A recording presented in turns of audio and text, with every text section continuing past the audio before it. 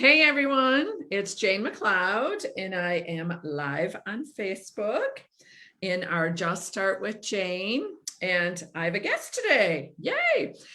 So there are those leaders that shine above all others when it comes to transforming their departments and their organizations. They're early adopters. We love those people when it comes to putting change efforts in place. And in our work in healthcare organizations across the country, we meet these early adopters. And these are people who have taken our solutions and put them in place and created greatness. So I'm deeply honored to have with us today Kelsey Lund, who is the Director of Inpatient Operations at Gundersen-Boscobel Area Hospital and Clinics in beautiful Boscobel, Wisconsin. And Kelsey also has a little tiny side hustle, which is she is the initiative champion of their REACH journey. And how long has REACH been? How long have we been? 5 years or 4? 6. We're on year 6. Shut up. Yes. So extremely successful. So I can't wait for you to hear what Kelsey has to say, but I want to open with just a statement that all of you have heard me say, which is that leadership is hard. Behavioral change is hard. So when you're asking leaders, and I'm talking for our purposes today, I'm talking about those frontline leaders who, as you know, are the real reason why Sue and I even started our company almost now 10 years ago, because we knew how important it was to get those leaders on board, get them on your bus, sitting in the seat that belongs to them, that they can feel really passionate about, and all going down the street at the same rate. Not having people hanging out the window, not having people tripping the emergency door like kids do on a bus sometimes.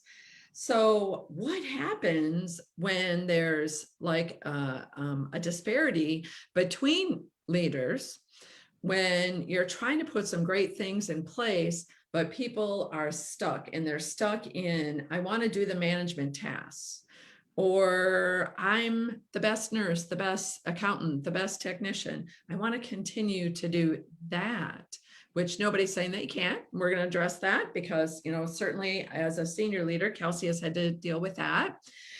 So behavior change is hard, and asking leaders to lead in a different way, behave in a different way, and become more strategic, visionary, forward-thinking leaders, tough, right? It's tough.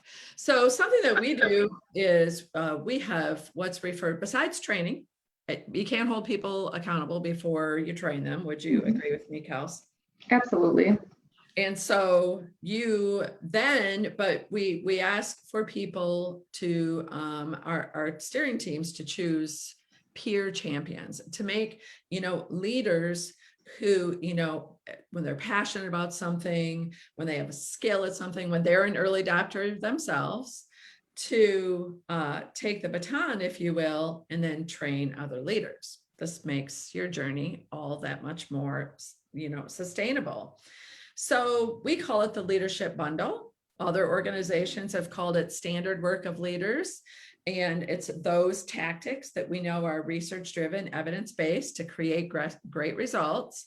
You guys chose to call it leadership absolutes. Yes. Okay. So you were one of our first organizations to take that baton and say, dude, this is a great idea. Let's do it. Right. So how did you decide which leadership bundle elements to assign to your leaders? Like what came first and how did you decide that? We looked through a lot of the capstone resources, what's included in the leadership bundle, some examples from other organizations. We've learned through our journey that it's not always best to start from infancy. If something works for a lot of other places, it's probably going to work for us too, with some little tweaks here and there. So we took the resources that we had, what our strategies, our goals were, and some feedback from our leadership assessments, and just kind of compiled all of that information and decided, like, what do we feel that a leader absolutely has to understand and do in order to be a leader in our organization? And that's where we came up with our 8 core leader absolutes. All right, cool. Now you're also our first organization, and how you assign those was a little bit different. Right away, you chose high performing people that had a passion for what they were doing, that had already early adopted through training the leadership absolutes and were performing them really well, getting, great results in their own departments.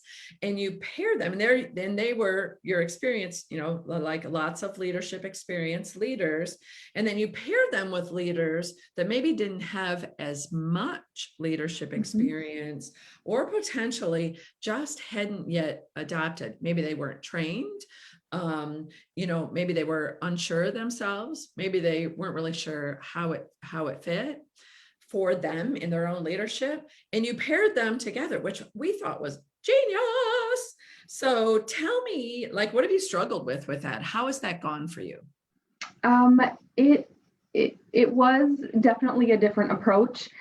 We wanted to do it that way, though, to help promote professional growth amongst our leaders. I mean, it's human nature to shy away from the things that you're not experienced with and not confident with.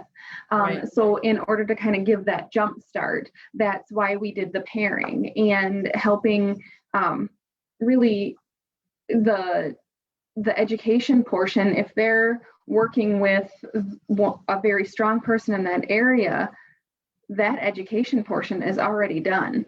So you're doing some of the education along the way. And I will say that when we first rolled out this approach, there was some anxiety attached to it. There were some struggles. It wasn't everybody jumping on the bus and ready to go on the field trip.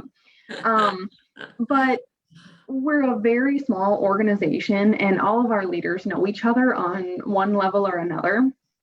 So I think once those one-on-one conversations started happening, and we've got this, I've got a lot of resources here, let's sit down, let's talk about it, some of that anxiety started to decrease. One of the other more difficult aspects of that, and probably every one of our LDIs, is I don't want to get up and talk in front of people. A lot of people don't like that. They don't feel comfortable with that. And we came to terms with that. That's okay. These people might be awesome at creating PowerPoints, creating resources, creating toolkits. So leverage their strengths. And then that just helps them build their confidence too, because they don't have that anxiety in the background of, oh my gosh, at some point I'm going to have to get up in front of people and talk about this. I know it, but I don't want to say it out loud. Right. So that, I feel like that helped a lot too. Oh, good. Well, and I really admire the fact that you emphasized the point that you had one-on-one inviting and professional conversations with people to say, hey, you're not alone. Nobody's just saying, oh, you're the expert now. Beep. Go on your merry way, right? When you say it's just human nature to shy away from what you're afraid of, one of the things that I teach, and a story that I like to tell, is one of my very best ER nurses that ever worked for me. Her name is Pam Van Sumeren. When I was leading her, she came to me and said, I want to be a PALS instructor, pediatric advanced life support. And I was like, oh, okay, sweet. We need that program here. You can be in charge. Here you go off to school, sister. Right. And then she came back and, I want to start bringing this entire program here. I want to be a regional source, for other people. And when I was rounding on her once, I asked her, I'm like, why? Like, you're really going above and beyond here. I mean, like, this is kind of cray. But, why are you so intent on learning all you can about the care of pediatric patients in our ER? She said, because they scare me to death. I am scared to death. And so using it as a motivator. Yeah. Yes. I always admired that. And so I'll always give both of those examples, like either it's something that interests you or something that scares the piss out of you. And then either way, you win. Either way, you win. So Kelsey, we know, and your background is in nursing. You've had a lot of different experiences with quality and risk, and now as a senior leader over nursing departments. So how much is that whirlwind a factor for you in getting great work done? Because organizations still have to set goals. We still have to move forward. We are the great white sharks, right? We cannot stop swimming or we die. So how do you coach people beyond the whirlwind? I will say again, being a small organization, whirlwind is probably one of the number one struggles because, if you have one nurse that is ill or can't make their shift, well, then if we've got a decent amount of patients, that puts us in a pinch. So then, like you said earlier, that manager has got to step in and help out. And sometimes that's hard to turn off. There's a lot of passion there. That's why we're in healthcare, is the passion for caring for patients. So being able to really leverage accountability meetings and goals, where are you at with goals tied into the accountability meetings, I think has been very helpful, because having those consistent conversations, they know you're going to bring up the goals and where you're at with different things. They can anticipate that is going to be a conversation that you're going to have, and that they're going to have a response if they're not meeting those goals. So during those conversations, then asking some prodding questions. What got in the way? Was it a one-off random situation that took up a bunch of time but shouldn't be a trend? Is it staffing issues that need to be addressed? Is it, that you prefer being in your department, working in it versus working on it? Well, that's a different conversation then. Right. Absolutely.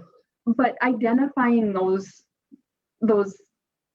I'll call them problems that are sucking you into the whirlwind, and then helping brainstorm on how to get out of it. Because I have seen where the whirlwind just gets so intense that the manager can't even begin to problem solve or brainstorm on how do I get myself out of the whirlwind, or even recognize that they're in the whirlwind. So being able to help them come to that realization and then start brainstorming too is very helpful. I love how you're conducting your monthly accountability meetings. That's just genius. And you're right.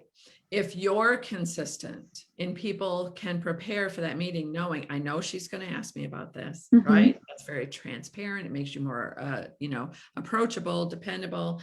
Because Sue can tell you, I was the queen of the whirlwind and I would do anything to throw her off, to get her off her game. Right. And she still would, be very firm with me, and nope, that's not what this meeting's about. You want to vomit on my desk? You want to talk about, what Dr. So-and-so did and who didn't do this and your staffing problems? My calendar's open to you. Have at it, schedule it. But this meeting is for this. Amen, sister.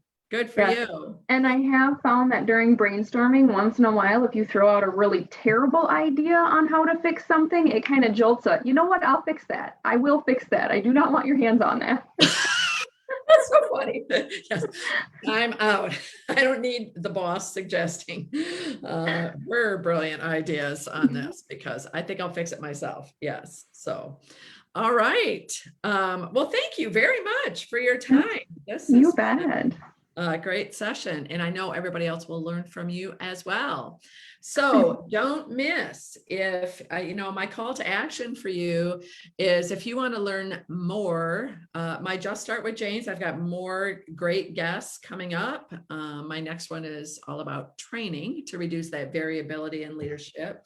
But if you want to learn why leaders fail in reducing variability in leadership, please join us for our webinar. It's happening sometime in July. Sorry, I don't know the exact date.